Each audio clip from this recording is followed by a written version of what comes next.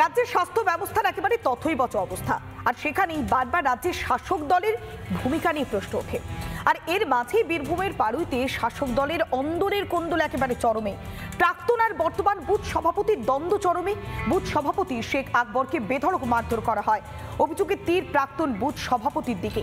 গ্রাম পঞ্চায়েতের প্রাক্তন বুথ সভাপতি বাবর আলী, দুর্নীতির অভিযোগে পদ থেকে সরানো হয়েছিল বাবর আলীকে। শেখ আকবর হাসপাতালে চিকিৎসাধীন রয়েছে।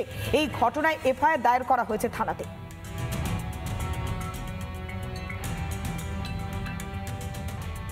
দাঁড়িয়েছি আর আমাকে মাহাইলাম এবং বাবরের নেতৃত্বে ওদের লোকজন ছুটে এসে আমাকে ধরে অ্যাটাক করে মারতে লাগে। হ্যাঁ, মেরে ধরে আমাকে মেরে দেওয়ার মতো পরিকল্পনা ছিল। আমি পড়ে থাকি, তার আমাকে পুলিশের গাড়ি উদ্ধার করে নিয়ে যায়। অঞ্চল কমিটির সঙ্গে দ্বন্দ্ব, তাই বাবরের দল থেকে বহিষ্কার করেছে। মারধর করে টিকে থাকার জন্যে সে দাঁড়িয়ে রয়েছে। ফের এখন আমার ওপরে হামলা করে মারধর করলে।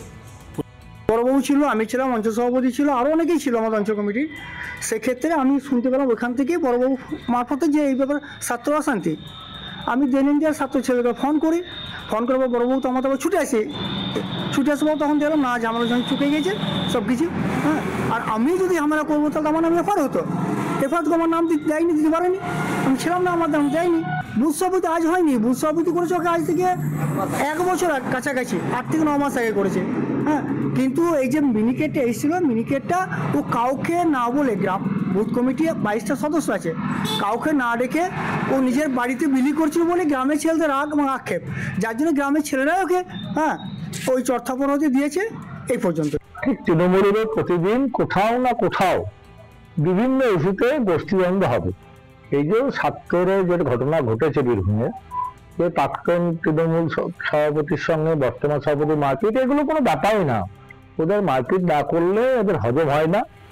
ওদের সব মারপিট এবং সবকিছুর কারণে কিন্তু পেছনে রয়েছে পয়সা, টাকা নিয়ে ভাগবাটোয়ারা ঝামেলা হলে দল চুলেই যাক, মারপিটটা হচ্ছে আসল, আর যে করে হোক টাকা কামাতে হবে। নানা ধরনের কন্টেন্ট দেখার জন্য লাইক করুন, শেয়ার করুন আমাদের ফেসবুক পেজ, সাবস্ক্রাইব করুন আমাদের ইউটিউব চ্যানেল। পাশাপাশি অন্যান্য ব্রেকিং নিউজের জন্য অবশ্যই চোখ রাখুন রিপাবলিক বাংলায়।